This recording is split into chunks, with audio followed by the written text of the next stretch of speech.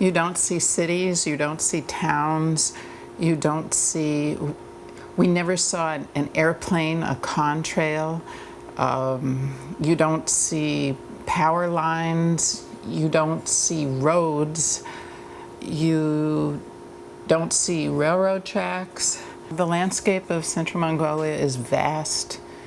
It's beautiful, it's varied, it's high elevation with meadows, rivers, streams, hills, mountains.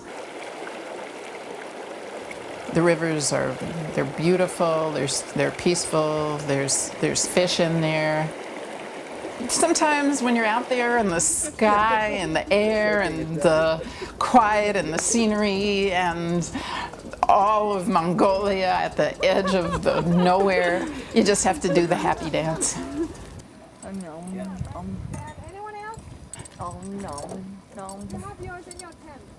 Hope got the prettiest horse. She got the buckskin gelding, just the beautifulest, prettiest horse. And she made sure she was the prettiest person on the tour. She managed to do her hair and makeup even in the camping tent.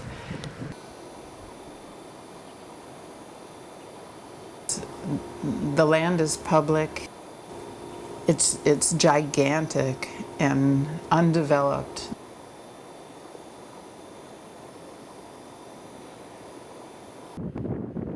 The people in Central Mongolia are nomadic. The livestock is their livelihood. Their wealth is measured in their livestock, and they use those animals. They milk, I think they milk anything that eats grass. And so they have milk and yogurt and cheese from those animals. They collect the wool from those animals to make felt and cashmere.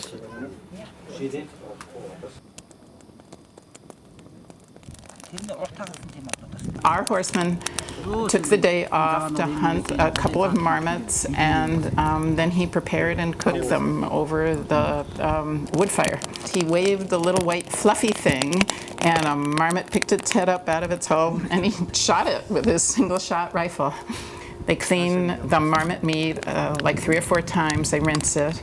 And then the meat is placed back inside the marmot with hot stones from the fire, and so it cooks inside the marmot. At the same time, the marmot is singed on the fire to cook away the hair and crispy up the marmot meat, which has a nice layer of fat. The marmot actually was surprisingly good. Oh, it's pretty good. I'm coming back next year.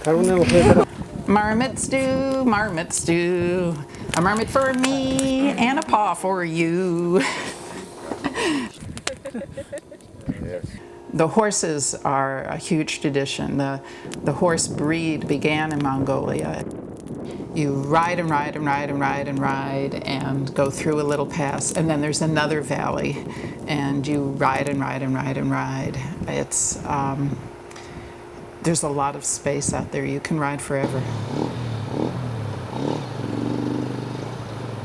They love to visit one another. They love to help one another.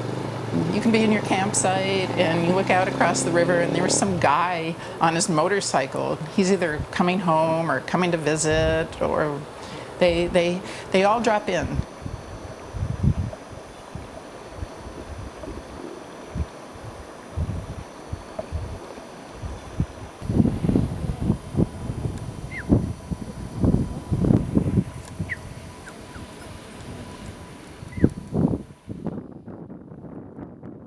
The nomadic life is going to change. It's going to be smaller. It'll be fewer.